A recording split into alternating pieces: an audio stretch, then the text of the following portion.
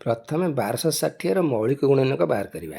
1260 को तुम 2 2 3 3 5 7 ताको सजाड़ के लिखा 1260 मौलिक गुणनक। 1260 समान 2 रो स्क्वायर इंटू 3 रो स्क्वायर इंटू 5 रो पावर 1 इंटू 7 रो पावर 1।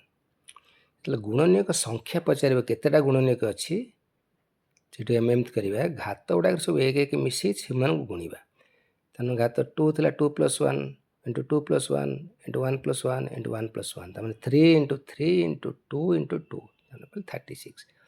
तमें 1260 मौलिक गुणनक है 36टा।